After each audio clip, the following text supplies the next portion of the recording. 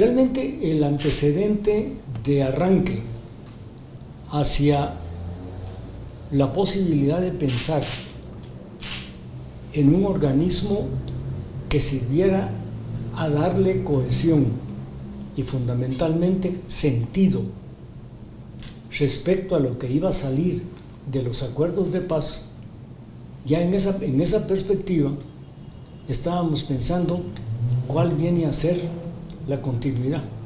En ese momento, más que continuidad, había un grupo que estaba trabajando por las SIACs.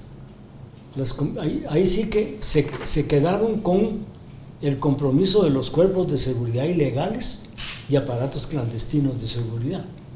Y me recuerdo que me pasaron una copia, lo vi, yo tenía una duda en el momento en que estaba revisando eso, y cuando ya lo terminé de ver, preferí juntarme con ellos y decirles, miren, aquí hay un error, y mejor lo dijo, para que ustedes lo vean. Qué bueno que lo vieron y qué bueno que hicieron lo que ahora es CICIG, porque lo que ellos proponían en un principio, yo les decía, yo no tengo absolutamente nada malo en contra del documento que ustedes tienen.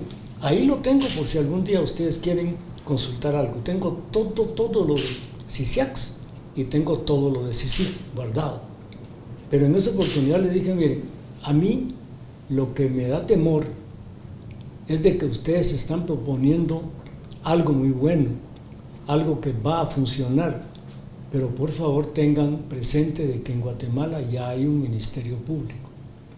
No incluyan en la propuesta de ustedes que va a haber una comisión que va a tener casi las mismas facultades que tiene el Ministerio Público, y eso no se puede, porque el Ministerio Público es parte del derecho constitucional, es parte de la Constitución, entonces no se puede incluir una cosa sobre la otra. Ya entonces vinieron, lo trabajaron y llegaron a dos propuestas. Una propuesta de CICIG que a mí me parece perfecta, y eso les obligó a ellos a hablar nuevamente con el Ministerio Público. En ese momento no estaba muy bien dirigido que dijéramos, pero se logró poder entablar una comunicación para ver si se podía un joint venture entre CICIG y MP. Para mí ahí fue el nacimiento, difícil es cierto, tremendamente difícil, pero el MP que existía afortunadamente llegó a tener muy rápidamente una excelente fiscal, una directora de la fiscalía. O sea, el hecho de que ¿cómo se llamaba? Claudia Paz y Paz, la Claudita.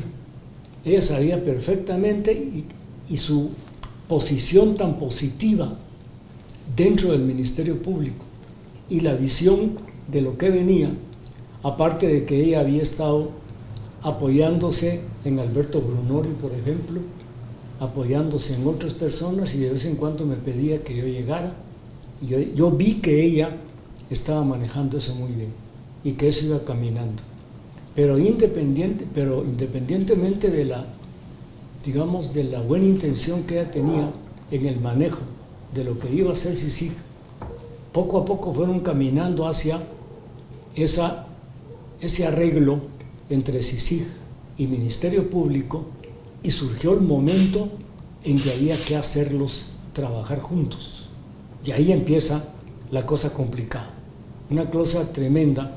Yo empezaba viendo, saqué otra vez mis documentos, los volví a leer y decía yo, ¿cuánto va a durar esto? Vamos a ver qué tan bien va a trabajar. Y poco a poco fue trabajando muy positivo, tremendamente positivo. Llegó un momento en que Claudia salió y entonces entra en sustitución de Claudia Tel Maldana. Para mí Tel Maldana fue lo mejor que le pudo haber pasado al Ministerio Público, y por si fuera poco le llegó lo mejor que tenía CICIG, que era Iván. Esos dos empataron inmediatamente y llegaron a tomar una decisión que francamente fue una decisión muy audaz, porque decidieron que iban a hacer público el procedimiento, todos los protocolos, toda la intencionalidad, quiénes son los responsables, etc., y lo hicieron público. Es lo que aquí se llamó durante tanto tiempo los jueves de CICIG, porque la gente iba viendo, la gente por principio nunca había visto en televisión funcionar a dos instituciones que estaban haciendo un análisis crítico de los problemas legales que se estaban dando en Guatemala, y eso fue positivísimo, muy bueno, pero rápidamente vinieron y empezaron a identificar quién eran los perpetradores de los delitos que se estaban juzgando en ese momento del lado del Ministerio Público, y había, insisto, un empate perfecto entre la CICIG y el Ministerio Público, al extremo que a la hora que estaban presentando era tan limpio el lenguaje que utilizaban, porque si hablaba Iván era muy respetuoso, él le daba la palabra a Telma, o en un principio tenía que darle la palabra a quien dirigía el Ministerio Público, y se iban entendiendo entre ellos. Telma Aldana, por ejemplo, sabía cuándo parar, avanzaba en un contenido e inmediatamente decía, y ahora Iván va a dar la otra respuesta, y para fortalecer lo que estaban diciendo, aparecía públicamente, así, en tomas y en proyecciones, qué era lo que pasaba y de dónde provenía el contenido de la demanda que se estaba dando. En pocas palabras, lo que estaba haciendo tanto CICIG como el Ministerio Público era poner en evidencia qué tipo de delito se está dando, cómo se está dando, por qué se está dando, quién perpetró esto y qué pensamos nosotros que va a tener como efecto secundario a la hora de tener que llevar adelante un procedimiento, la continuidad de un procedimiento penal. Y había explicación. Yo los vi ir creciendo, ponía la tele y veía todo el tiempo y me decía, vamos a ver cuánto aguantan. Llegó un momento en que me vinieron a hacer una entrevista y dije algo que no me lamento de haberlo dicho, porque era cierto. Yo lo que dije fue que me preguntó el periodista de que qué pensaba yo de lo que estaba sucediendo entre CICIG y el Ministerio Público. Pues yo le dije, yo pienso que van a tener mucho éxito.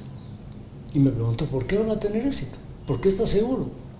Porque simplemente tanto CICIG como el MP en ese joint venture que están haciendo ahorita le están tocando el alma al crimen organizado, y que se preparen. Y todo lo que le pasó al CICIG y al MP después de eso se dio precisamente por la respuesta de los que se vieron afectados, de los que creyeron que los estaban afectando. No querían las investigaciones, no querían los allanamientos, muchísimo menos querían que hubiera la habilitación de un procedimiento de persecución penal donde ellos estuvieran involucrados, o tal vez no, pero era un papá que veía que su hermano mayor estaba involucrado en eso, que su hijo estaba metido también. ¿Por qué? Porque eran crímenes y eran delitos que estaban cometidos en grupalmente, y a quien está, o sea, tanto CICIG como el Ministerio Público se dieron cuenta de que estábamos hablando de crimen organizado y quiénes eran los que estaban involucrados dentro del crimen organizado, y poco a poco empezaron a caer los primeros. Eso los hizo moverse. Ahí sí les tocaron el alma. A mí en lo particular me afectó el hecho de que yo en ese tiempo trabajaba de apoyo al Ministerio Público, y el Ministerio Público me había pedido que continuara haciendo lo que había empezado a hacer, que nunca lo había hecho. Yo me iba para Inglaterra en ese momentito, pero me llamó un general que yo lo conocí, me llamó para decirme: mire, doctor, yo quisiera pedirle si usted aceptaría ser mi perito. ¿Cómo así? Sí, me dijo, es que me van a procesar por el caso de Mirna Mac. ¿Conoces el caso de Mirna Mac? Mirna Mac la asesinaron, le metieron como 19 puñaladas y todo, y lo que querían, iba a entrar a juicio el caso de Mirna Mac, y lo que me pedía este general era que yo fuera el perito de su caso. ¿Qué es lo que se esperaba del perito? Yo ya había estudiado bastante lo del perito, y lo que se busca, realmente lo que yo hacía era reconstrucción histórica. ¿Qué pasó aquí? ¿Por qué pasó? ¿Por quién pasó? ¿Quién fue la víctima? ¿Quiénes fueron? ¿Cuál fue el efecto? Y construí mi primer peritaje, me encantó. Me lo hice y todo, y lo presenté, y este general no salió condenado, él salió bien. Se dio un fenómeno un poco interesante, porque yo tengo que identificar familiares de los acusados, familiares de los afectados, amigos, porque lo que yo necesito es tener una explicación de retrotraer históricamente, pero con la intención de explicarle a los jueces qué fue lo que pasó, cómo pasó, y que ellos me pregunten a mí y yo les aclaro, les voy aclarando. O sea, cada peritaje va ayudando a ir viendo un acto de haber violado la ley y de haber establecido crímenes de lesa humanidad, por ejemplo, muy complicados, de desapariciones forzadas, genocidio. Esos dos dominaron en todo. Poco a poco yo me fui dando cuenta de la importancia de cómo plantear el peritaje. Llevo hechos 28 peritajes. Ya he entregado 28 peritajes. Hay un segmento de esta sociedad que me odia, porque estuve poniendo en evidencia lo que pasó cuando ciertos sectores vinculados con los militares generaron graves violaciones a derechos humanos durante la guerra interna. O sea, yo iba probando e iba viendo, por ejemplo, el caso que más tiempo me llevó, me costó un montón, pero lo hice, fue genocidio. Me fui a los lugares de genocidio, vi que había habido genocidio, pero no solo ahí, ni era el más grande. Descubrí dónde quedaba el más grande, Rabinal, por ejemplo. Me tocó Quiché, fui a Huehuetenango, bueno, le he dado la vuelta a todo. Y lo que hacía yo era contar y decir cómo se había dado esa cosa. Pero todos los demás peritajes tienen el común denominador de la desaparición forzada. Muchos muchachos desaparecieron. Después se dieron peritajes donde desaparecieron mujeres. 4 mujeres desaparecieron en diferentes lugares, diferentes pueblos, y poco a poco había que ir explicando por qué ahí. El caso, tal vez lo más complicado que se fue dando, fue cuando lo militar se dio cuenta que el peritaje los desnudaba, que el peritaje ponía en frente de ellos cómo era que había sucedido lo que había pasado en los diferentes, y eso no les gustaba, definitivamente no. Giraron una hoja que le llamaron el rostro de algo así como nosotros somos los culpables, y pusieron todas las fotos nuestras, eran como, calculo yo, unas 70 fotos. Si quieren la copia, yo se las mando para que ustedes la vean. O sea, cómo se iban oponiendo a ese tipo de práctica. Y tal vez lo que menos logró avanzar, lo que menos logró avanzar fue que se dieran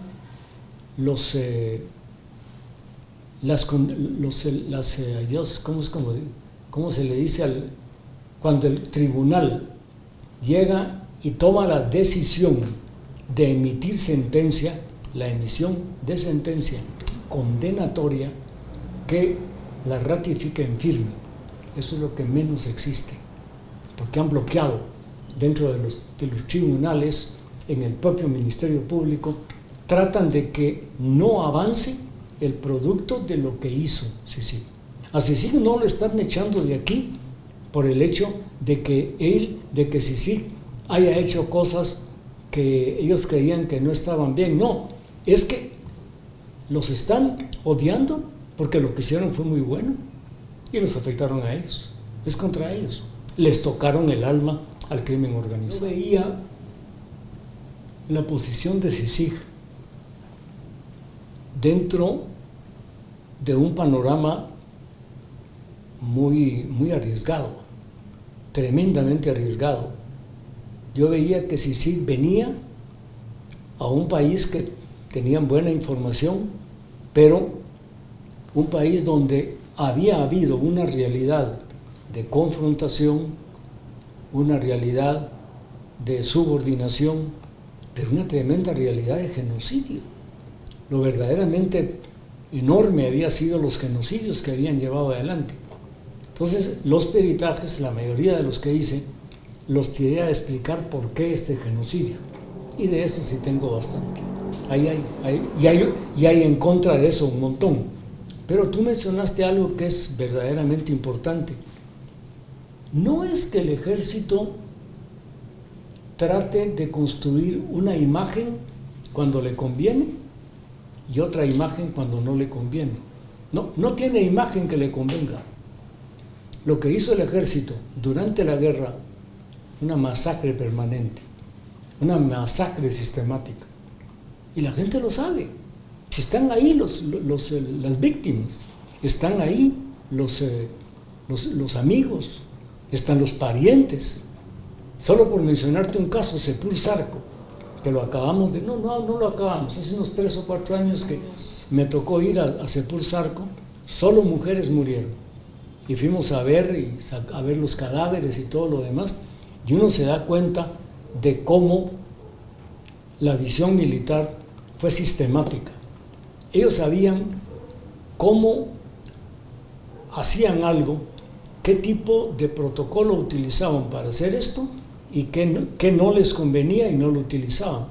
Sin embargo, en la sistematización utilizaban ciertos mecanismos que les dieron muy buen resultado. El primer mecanismo que ellos utilizaron fueron comisionados militares, que no eran soldados, que no estaban de alta en el ejército, no, ellos eran subordinados al ejército y había una ley dentro del ejército que los obligaba a ser parte del ordenamiento militar y a vérsele a ellos dentro de un contexto de la guerra interna que se estaba viviendo.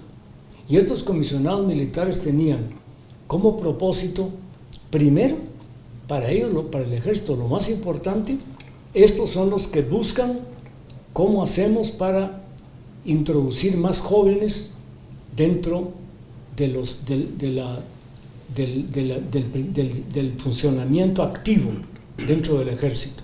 Y eran los jóvenes que tenían más de 13 años, de 14, de 15 años, iban conociendo el pueblo, se lo advertían a la gente, al papá y a la mamá, de decir, este tiene que entrar, y va a entrar. Y si no entraban, desaparecía. Entonces la gente decía, no, me lo van a matar, mejor que entre. Los fueron controlando. Y este comisionado militar se convirtió en el representante del ejército en todas las comunidades. Llegó un momento en que el ejército llegó a tener en Guatemala 28,000 comisionados militares, regados por todo Guatemala. No nos olvidemos de que el ejército no estaba viendo la película, no, estaba peleando una guerra y estaban metiéndose a pelear en todo el territorio nacional. O sea, no nos escapábamos de una guerra en una parte, no, en todas. Posiblemente el Petén era, por lo extenso del área, era de los que menos actividad militar tenía, aunque sí la tenía y complicada. Y el manejo de ellos iba en función de ganamos la guerra, la tenemos que ganar. Y lo segundo, que era lo más complicado de todo, tenemos que destruir a la guerrilla. Y ese era el trabajo de ellos. ¿Cómo hacemos para eliminar a la guerrilla? Esto no lo tocó Sisic. Afortunadamente no se metieron a tocar eso. A mí me tocó un peritaje, uno. Y ese me costó un montón, por el hecho de que yo lo había vivido. El aguacate, la matanza del aguacate, yo la hice. Y la acusación era en contra de una de las guerrillas, de la ORPA, de la Organización del Pueblo en Armas, que el que lo manejaba era Rodrigo Asturias, el comandante Gaspar Hilón. Y ahí me di cuenta de cómo también la guerrilla podía cometer errores, y cometieron un tremendo error, pero tremendo. Entonces lo que hice fue decirles, yo con mucho gusto voy a hacerlo. ¿Ustedes quieren que me meta? Ustedes saben perfectamente que yo conozco a la izquierda, que yo conozco a los grupos insurgentes. Con mucho gusto lo voy a hacer, pero ustedes me van a apoyar en lo que yo les voy a pedir. Cada vez que yo hago un peritaje, que me lo piden, me acaban de pedir uno, por cierto, y lo voy a aceptar, son como 7 mujeres desaparecidas, y lo voy a aceptar, y voy a ir ahí, me van a llevar y todo, y voy a ir y lo voy a hacer. Pero para mí era nuevo entrar a ver un peritaje donde los acusados iban a ser guerrilla. Yo los conocía, pues para mí era un poco complicado. ¿Cómo voy a hacer eso? Además, dentro del movimiento que llegó a la comunidad donde mataron a las personas que estábamos investigando, iba un pariente mío. Entonces yo sí, con el Ministerio Público tengo que ser lo más sincero posible. De decirles, miren, sí, lo veo, les voy a decir la verdad con una condición: ustedes me dicen la verdad. Yo no voy a decir ninguna mentira, ustedes tampoco.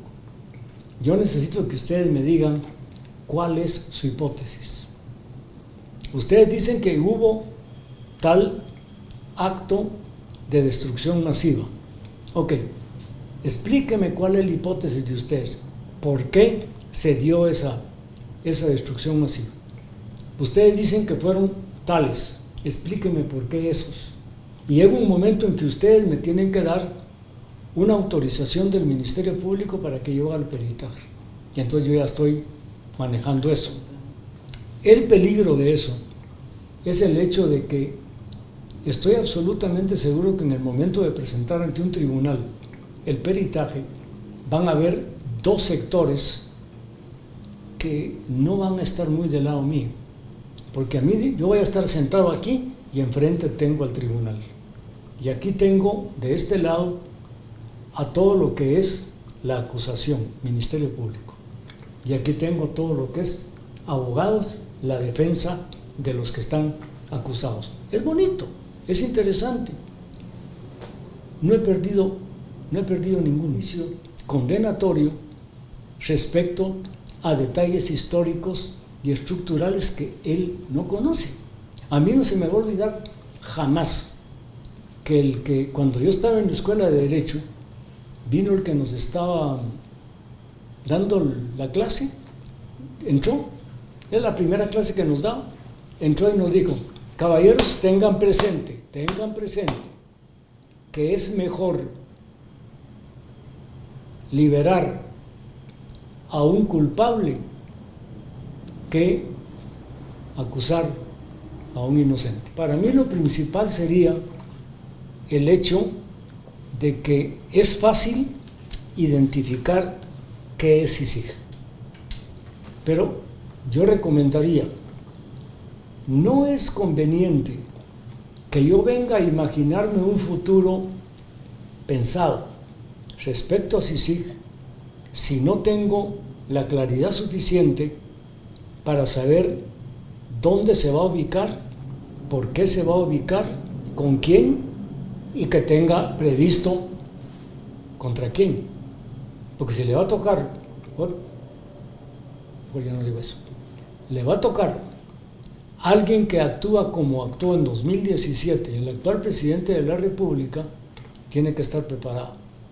O sea, las continuidades que tenga Sisic van en función de qué tanto la sociedad guatemalteca necesita que alguien con la capacidad de CICIG se ubique en una perspectiva donde CICIG aprenda a manejar un caso específico y que genere una interpretación de ese caso, a que venga CICIG y trate de modificar lo que están haciendo las instituciones de gobierno.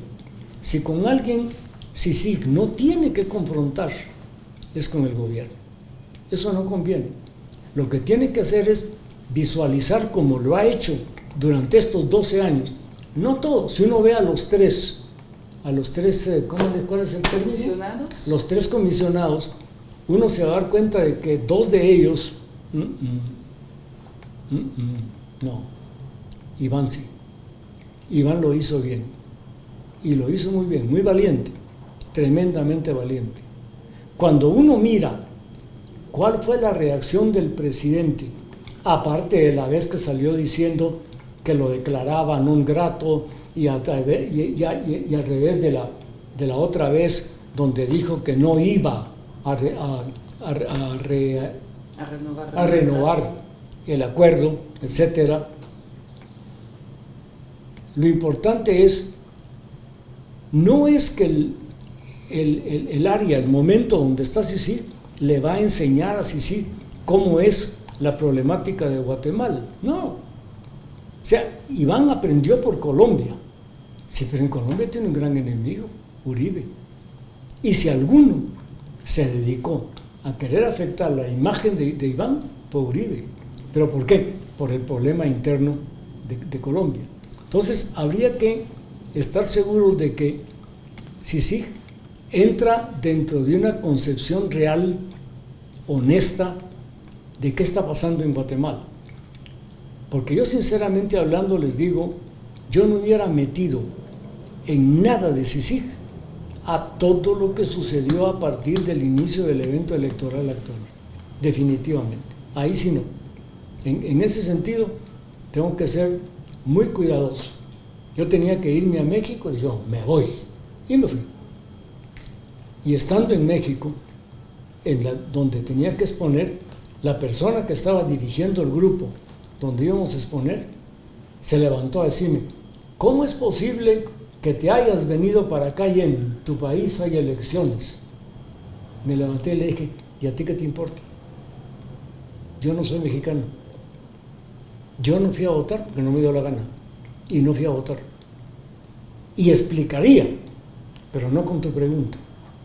O sea, ¿cómo hacer para entender lo determinante que es para cada país, cómo la población de ese país capta la realidad que se le está viniendo, el tipo de coyuntura que se da y quiénes son los que están manejando esos fenómenos?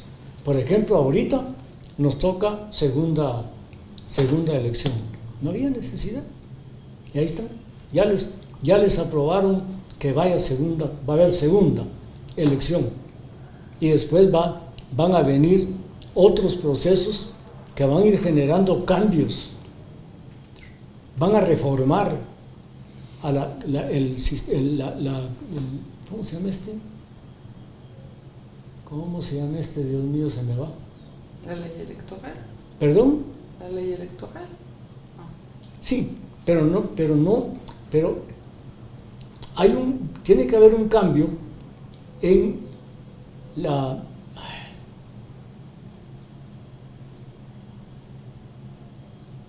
todo el sistema de justicia se va a ver modificado en muy poco tiempo. La elección de la Corte Suprema. La elección de la Corte Suprema de Justicia, que ese es un problema muy profundo, y también de los magistrados. Esto lo que va a hacer es que sacude ciertas instituciones que ya habían madurado en ciertos momentos y con ciertos propósitos. Pero si los que van a juzgar a estos nuevos contenidos organizados y que van a tener una orientación que no coincida con otras instituciones fundamentales del país, por ejemplo, el Congreso de la República. Yo me puse a hacer un análisis muy despacio de cómo veía yo el asunto de la impunidad. Y el documento que les mandé,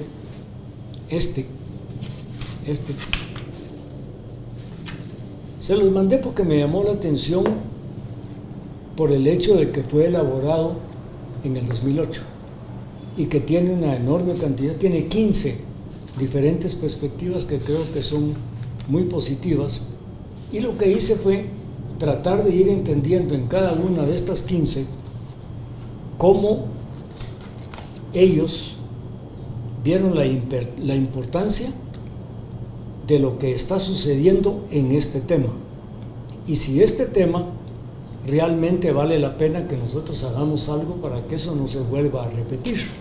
Por ejemplo, eliminar la corrupción y la impunidad en Guatemala.